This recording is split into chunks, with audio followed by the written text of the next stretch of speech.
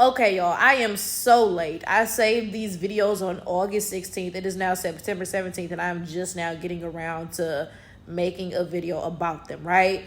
So basically, there's this white woman, and she has box braids in her head, right? So she was on TikTok, and I don't know what she said.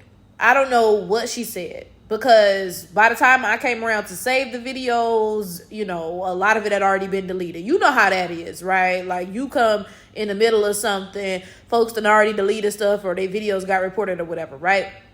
So I'm not sure what she said about black people, but apparently people were very offended. So the white woman, her name is Scarlett, right? And the black woman responded to her video. The black woman's name is Crystal, okay? So Crystal responded to her video like, what? Because, So apparently Scarlett and Crystal live in the same city. I believe it is Houston, Texas. And they're both models, right?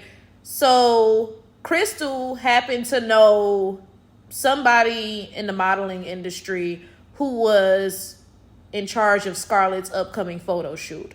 So Crystal basically called that guy and got on the phone with him and told him about what Scarlett had posted.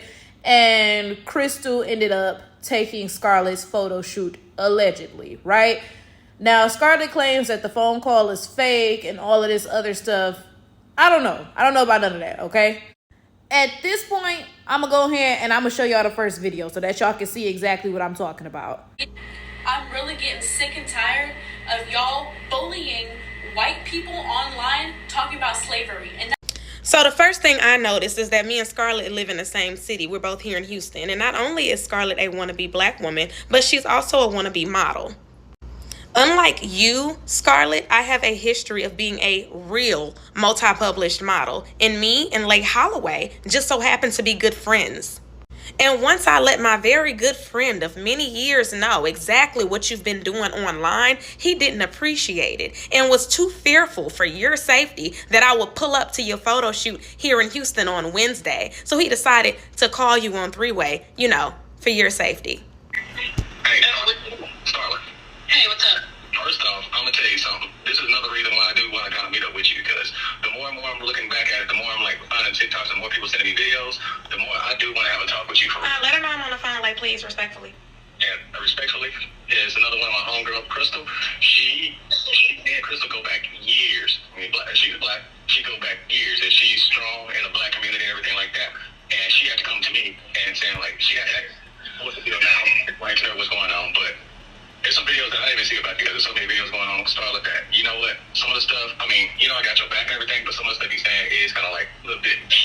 It's not kinda, it's extremely racist. Yes. It's extremely racist and offensive.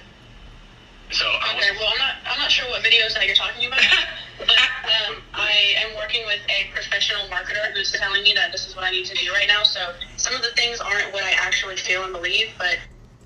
And I quote, I am working with a professional marketer. Some of the things that I say aren't exactly what I feel. She's being told to do it for marketing purposes. You have a marketer telling you to do that. Actually, yes, I do. I send all my videos to him beforehand, and he'll tell me that it needs to be more controversial. And isn't it interesting when being confronted by a black woman who just so happens to be in your city? Isn't it interesting how you switch up real quick? You didn't keep that same energy with me on the phone, Scarlett. Why is that? And you would think that somebody having a black child would understand how a marketer telling her to say racist things like this would be harmful to your child. But like Scarlett, what I'm trying to get at is too is like, look, some of the stuff, like even if the marketer tell you that, some of you like, nah, I can't.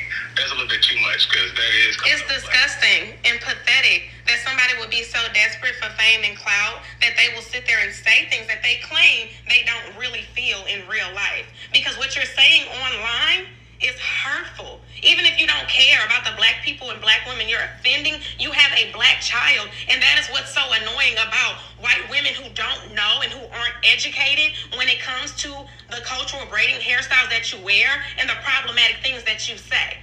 It can get you touched in person.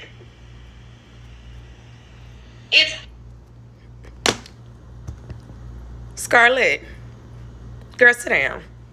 First of all, I would just like to say, because like I said, I'm a month late recording this video. So I went back to look at both of their pages to look for updates and stuff.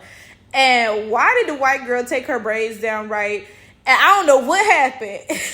But she had to cut all her hair off, or her hair fell out or something. I don't know, right?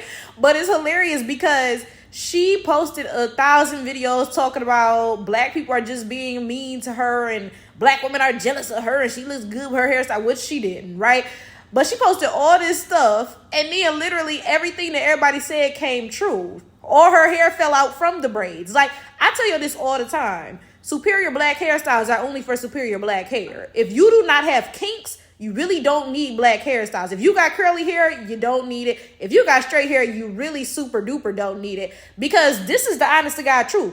These black hairstyles, they got strength behind it, baby. They got power. Sometimes even black hair can't take it. So what you think you about to do with them little booty tresses you got? Like, come on, be for real. There are black women out here who ain't got no edges because, you know, somebody did the style bad, did it wrong, whatever, right? If there are black women out here with black hair and sometimes these superior black hairstyles even mess up their hair, what do you think they're going to do to you? Like, be honest with yourselves, but whatever. That was funny. That was real funny because her hair up to here, I don't know if it fell out or she had to cut it off. I don't know what happened. But she spent all that time talking about black women is jealous of her. And then look, everything black women said came true. The hair fell out, right?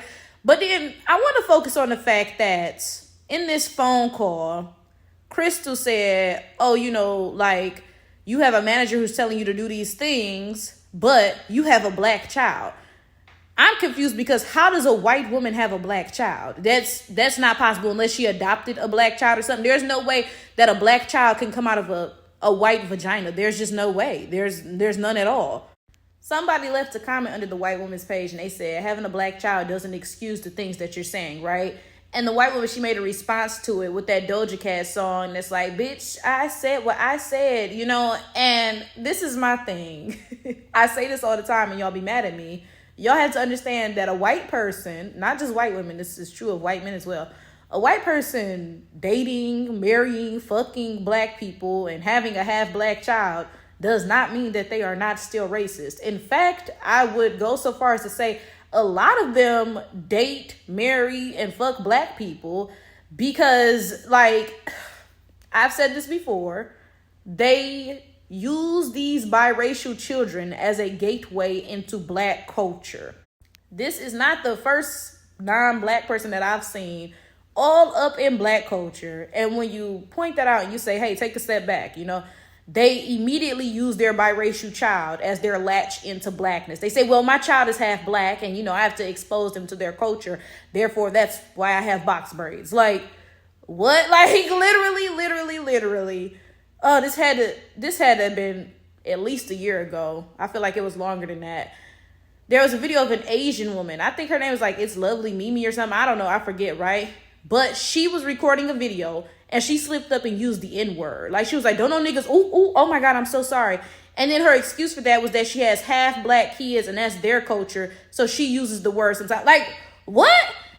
Now, let's look at this video that she posted with her field hand, her bed buck, because I'm sorry, but like just watch this video. I might have to speed it up depending on if the audio gets copyrighted, but again, just watch this. No, I ain't gotta be no pick me, man. I'm known for getting chose. I can't team up with you bitches, man, cause y'all known for getting hoes. And I send shots out solo dolo, cause bitch, I'm known for being bold. Yeah, I got every right to be, cause ain't no niggas pressing me. And I would stop stealing y'all niggas, but ain't no bitches check.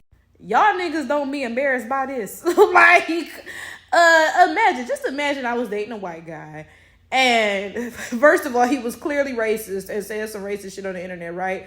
And black people were responding to him. Just imagine he come to me and he like, hey, you know, like I'm really catching flack from these black people. I need to post a video with you to prove a point that I'm not racist. I'd be like, huh? Like, what? You know what I'm saying? Like, how does this conversation even get brought up? You know, because it's like, can you imagine, like, be honest, you know good and well, behind closed doors, that black man is agreeing with her. Because there's no way, absolutely no way, if I was dating a white guy, which I wouldn't. Okay, let's get that out the way. But if I was dating a white guy, there's no way he would even feel comfortable coming to me to tell me about this shit. Like, because he'd be like, oh, shit, you know, like, I got to tell her that I said whatever. There's no way.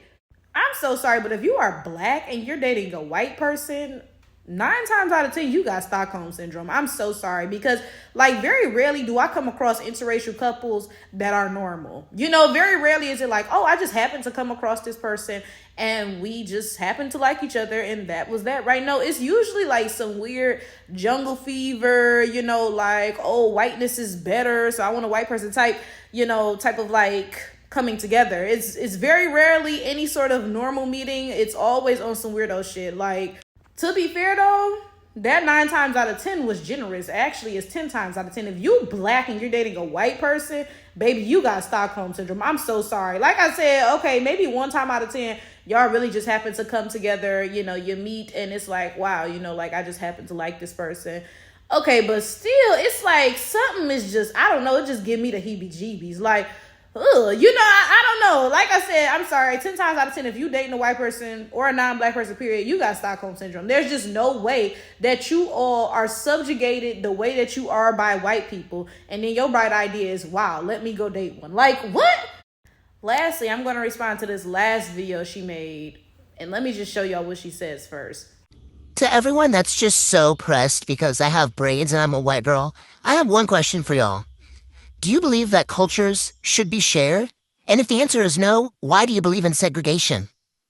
So she posts this video. And first of all, you can tell that this is not even a legitimate question. You know how sometimes people ask you a question and they're legitimately attempting to gain a deeper understanding of something. And sometimes people ask you a question and it's just because they hope you'll be offended or like, you know, like they trying to get a zinger on you or something. You can tell that this was not an actual question. And it's not the fact that she's a white woman speaking about race or something that makes it that way. Because honestly, if a white person asked me something about race or racism or whatever, and it was sensible and it was a legitimate question, I would not mind answering it. Because this is the honest to God truth. We are different. We have differences. So we don't understand each other unless we ask questions. But again, you can tell this was not actually a constructive question. So first of all, yes, some culture is shared, right? But this is the thing. There are definitely closed cultural practices in many different cultures. And you do not get to dictate to someone what aspects of their culture they share with you. So you don't get to look at someone's culture and say, I like that. You have to share that with me. That's not how that works, right? So if somebody tells you that you cannot partake in a certain aspect of their culture, that is that. That is the end of the discussion. You don't get to say, but you have to share with me. That's not sharing. That's just you taking at that point. Imagine somebody coming up to you while you eating your lunch or something, right? And they're like, oh, I like that food. Yeah, I'm gonna take some of your food. And you like, no, like, I'm eating my food. Like, I'm not about to share this with you. And they respond to you, well, don't you believe in sharing? If not, then that must be segregation. Like, what are you talking about? This is my food that I want to eat. If I wanted to share some with you, then I would have offered. Like, you could have asked and I could say yes or no or whatever. But the point that I'm making is you don't get to dictate what I share with you. You can ask me if I'll share something with you and then I get to answer yes or no. You don't get to just say, oh, I like that. I'm going to take some of that. That's not sharing. That's that colonizer mindset that a lot of you all have. This is the thing. Let's say that black people were like, yeah, we'll share braids with you. There are some things that you should have the sense to say, well, this is not for me anyway. Because one, white people wash their hair every day. When you put your hair up in braids, you're not washing it every day, right? These hairstyles were made by black people for our unique hair type because we don't wash our hair every day. We shouldn't. If we do, our hair will be dry. And that's due to the differences in how our hair grows because black people have very coily hair while white people have straight hair, right? So when white people's scalp produces oil, the oil has an easy time traveling down to the end of the hair strand. So their hair gets oily very easily and they have to wash it very often. That is not true of black hair. Our hair is very coiled, so the oil has a hard time traveling down it. Therefore, our hair is more likely to be dry. We don't wash it that often. So off jump, I feel like common sense will tell you maybe you shouldn't be wearing braids anyway, even if black people did decide that we wanted to share them with you. Like, you'll be like, well, you should be like, well, you know, I wash my hair every day. How is that even going to work? Like, what? And then it's just like, again, how you going to tell somebody else that they got to share with you? How you going to come up to somebody and be like, oh, yeah, give me a piece of that? And then when they're like, no, I want to keep my stuff. Then you're like, well, you believe in segregation. Like, but this is the fact. Throughout history, white people have had access to everything. Everything. They have never been told no. They have never had to put up with boundaries or anything like that. They could go where they wanted, do what they wanted. That's just it, right? So they have a very hard time reckoning with the fact that people are now putting up boundaries. People are now telling them, no, you cannot access this, right? They're having a very hard time acknowledging that. You compared somebody telling you that you cannot participate in a culture all willy-nilly to segregation. Segregation. So you telling me that somebody telling you that you can't just colonize their culture is equivalent to you paying taxes but not being allowed to use public facilities. So you going to work and paying your taxes just like everybody else, but you can't go into that public library that your taxes are paying for. You can't go into that public pool that your taxes are paying for. That's what you telling me. You telling me that segregation is equivalent to this. But this is what I'm talking about, how white people just downplay everything. It's a mess. Like, good night.